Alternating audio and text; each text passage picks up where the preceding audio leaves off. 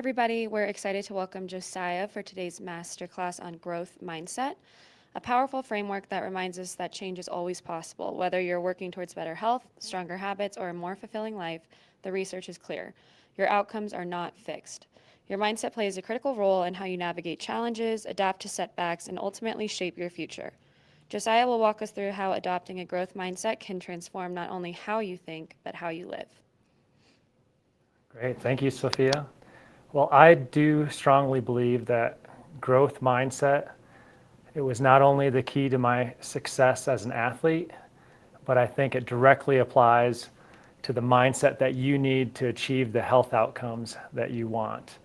In 2015, I won the XTERRA World Championship after 15 years of trying the same race over and over again for 15 years. And what I really realized when I looked back and reflected on my entire life after that journey to finally reach the pinnacle of the sport was that mindset was what made the biggest difference in my life. And it started at an early age, but it was something that needed to be cultivated over and over. So when I looked back, it was all those things that developed grit growing up, the work ethic, realizing that effort was what needed to be rewarded and what ultimately made the biggest impact on my results. So I like this definition of grit by Angela Duckworth.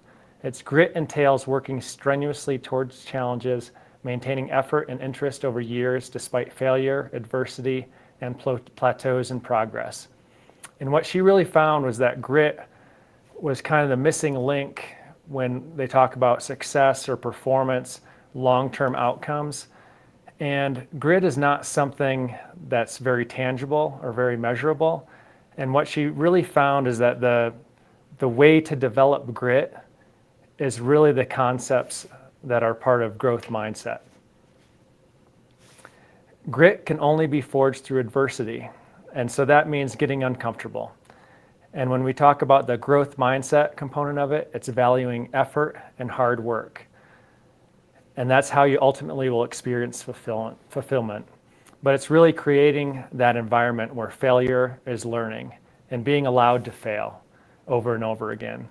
And part of developing grit is actually working with one of your passions. Okay, so the whole concept of growth mindset and how this might apply to Healthspan. There's a quote that gives me chills every time that I read it. And this is explaining the difference between the fixed mindset and the growth mindset. And I'm going to read this out loud. When we talk about a fixed mindset, it's the belief that, insert here, your intelligence, your personality, your health is inherent and static, locked down, or fixed. My potential is determined at birth. It does not change. Now, the flip side of that, the growth mindset, is the belief that your intelligence, your athletic ability, your health, your personality, your character can be continuously developed. And this is what gives me chills. My true potential is unknown and unknowable. And so there's no way that you can set limits on yourself. You don't know. And it's really valuing that effort and that hard work of working towards a goal. So with a growth mindset, those obstacles become opportunities. So those things that are your biggest weaknesses, that's where the biggest room for improvement is. And so the big thing with a fixed mindset, and there's a few of these, and the list goes on and on. And when you think of growth versus fixed mindset, it's a continuum. And so it's not something where you claim to have a growth mindset or you have had a fixed mindset. It's different in different areas and it can be cultivated and developed. But here's a few of the key things. With a fixed mindset, you believe that a lot of the things, your status in life, your place in life, your abilities, those things are fixed, they're determined at birth, rely heavily on genetics.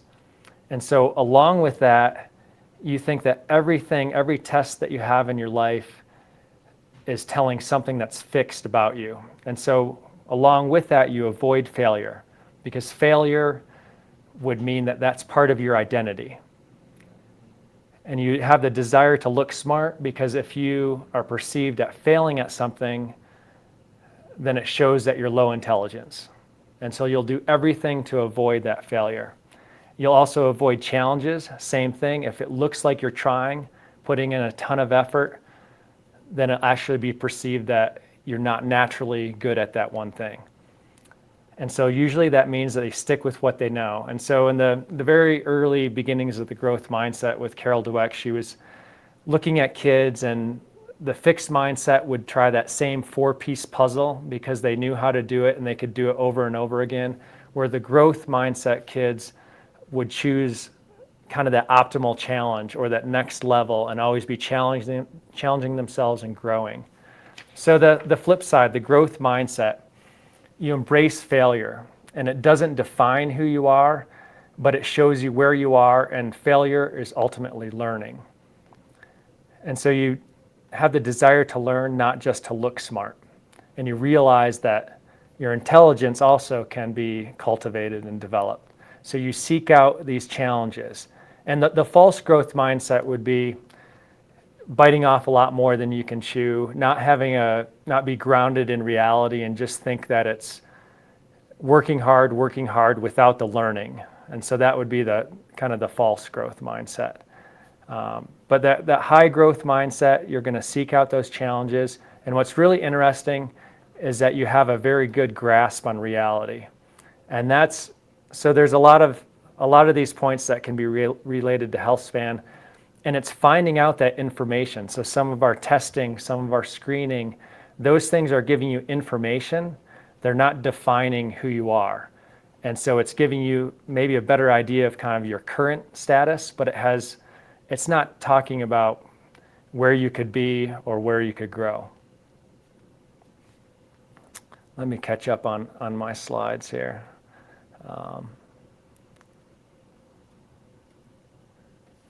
All right.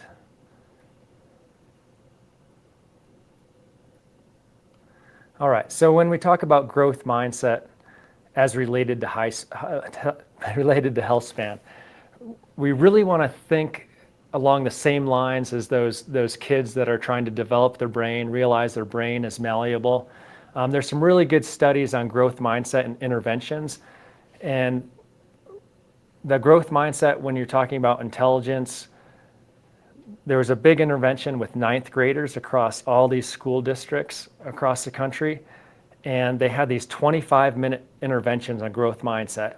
And it was all about realizing that the brain is like a muscle, and it's something that can be stressed and can be developed with work. And it completely changed the trajectories of these kids' lives. And the same can be said for health outcomes. And it's been proven with obesity, with chronic disease. Like, these are all lifestyle changes that are the biggest inputs to that. So that mindset that things that are not static, they can be changed, and it's your choices, your behaviors that can shape those changes. So it's never too late to be what you might have been.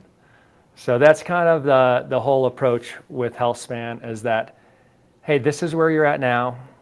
This is where you want to be, and it's going to be your inputs. And we know that these biggest inputs, these lifestyle, these behavior changes, are more powerful than any kind of medicine, and it really comes down to epigenetics.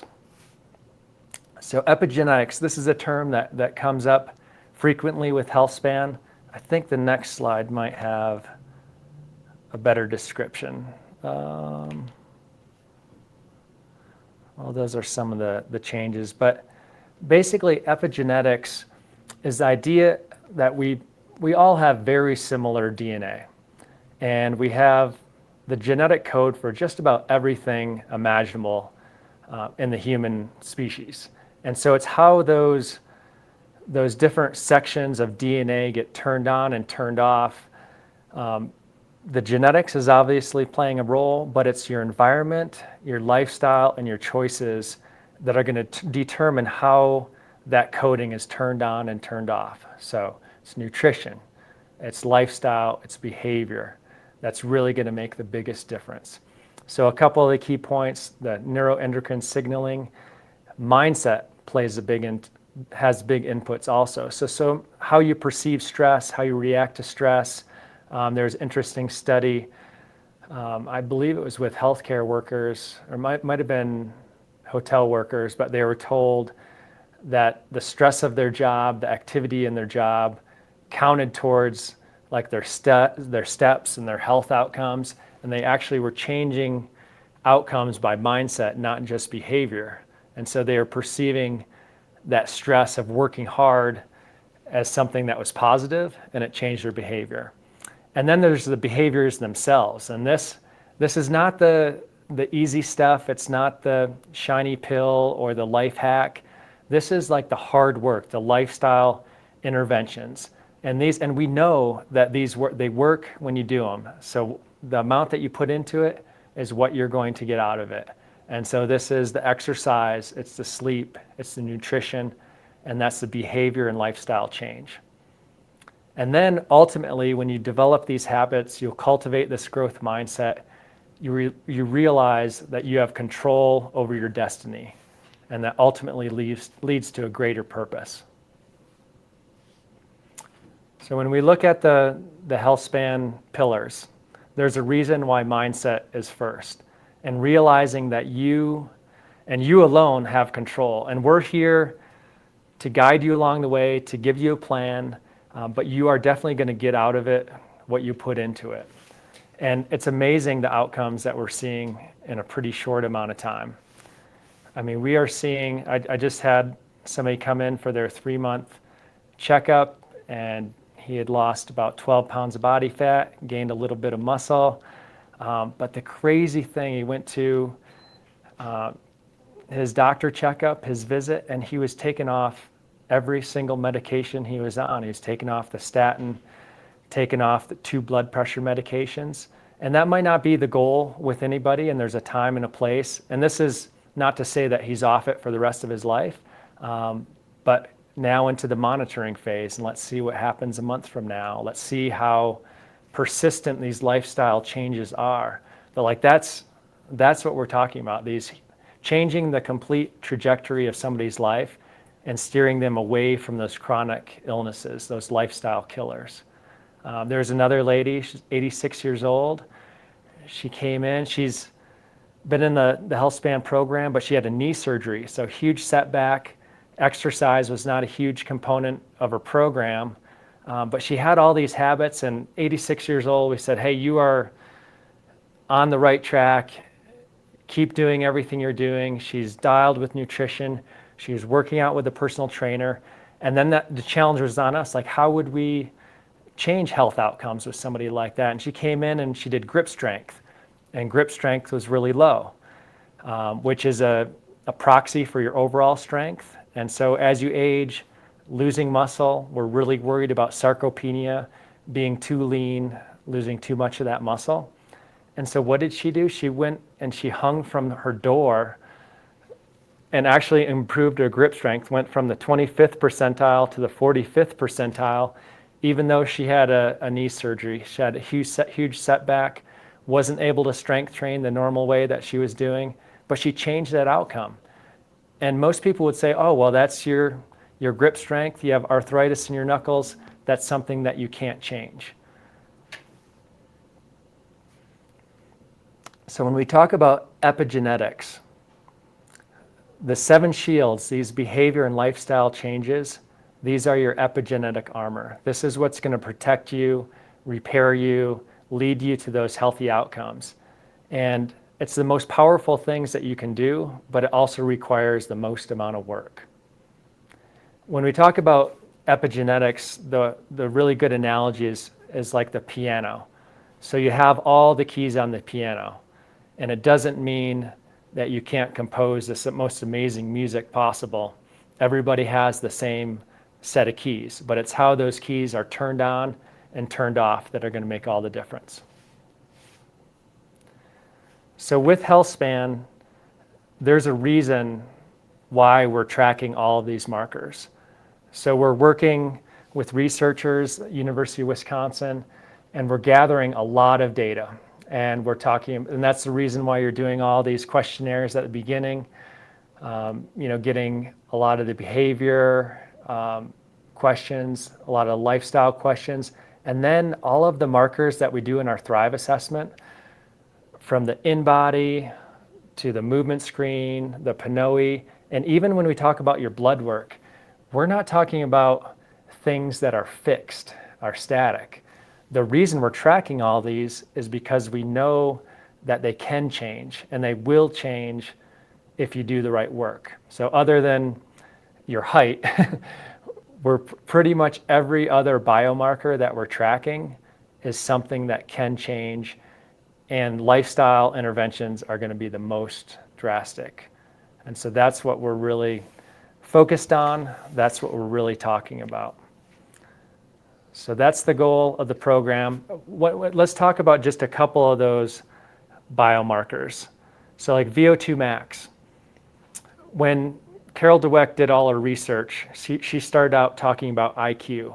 And most people will think of IQ as being a very fixed number, that there's nothing you can do to change your IQ. And she flipped that on its head. When she was in grade school, they were seated based on their IQ from a test. And she was seated at the back of the room because she had just moved there from another country.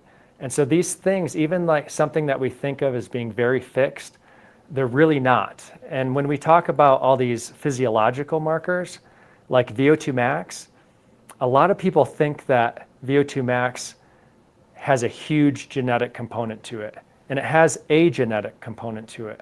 But I'm going to argue that it's a lot smaller than people think. And when somebody can improve their VO2 max by 100%, why do we worry so much about what percentage your genetic plays into it? And so when we're talking about something really aggressive, like increasing VO2 max by 10%, that's a huge implication for performance and a complete change in the trajectory of your health, but it's not something that's impossible. It's something that you could see in a 6-month time period. And so these are not like crazy concepts. Like you have complete control over all of these biomarkers.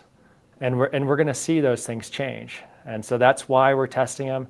And just know that if you apply this growth mindset, you start there, then all these other things start to fall into place. Let's maybe go to the next slide here. So some of the outcomes that we're talking about, and not limited to, but all of these things, and I'm not going to go through each one, but some of those physiological things like muscle mass, bone density, VO2 max, those things are fluid, and you're able to change them, and it's those choices that you make that you can change those. And then some of the behavior changes in the cognitive function, social connections, all of these things, you're going to get out of it what you put into it. And so that's what we're talking about, creating these consistent lifestyle habits that are going to make a huge difference. The last day, I guess that's the last slide. This is maybe a shorter talk, but I think it's an important one. And if we start with that mindset, and that's the reason that we have that behavioral health intake as the very first thing in the program, is to start that process. And every visit that you do, it should be reinforced that you have control over these changes, and you alone are going to make the biggest difference in these outcomes. So I think I'll leave you with that thought. And if we have, I don't know if we have any pre-planned questions. We don't. So it's going to be a shorter one, but hopefully it was meaningful and might just at least stir some thought and some processes for you. Thank you so much, Josiah, for that presentation. And as always, if you have any questions or if you would like to learn more from Josiah's perspective and his experience as an athlete or about the testing that we do here at Healthspan, please reach out to us. We're happy to engage in any dialogue around what we're doing and our goals for our clients. We would like to touch on any upcoming classes we have. Christine, our Healthspan nutritionist, is giving her final group meeting on thriving together in our next chapter on menopause tomorrow, Wednesday, July 16th. Then Chris is going to give a masterclass on muscle as the organ of longevity. And we will be re-recording and re-uploading Christine's anti-inflammatory nutrition masterclass. And as always, our upcoming Healthspan and Wellness Retreat from November 1st through the 8th in Costa Rica. You can learn more at vailhealth.org/retreat.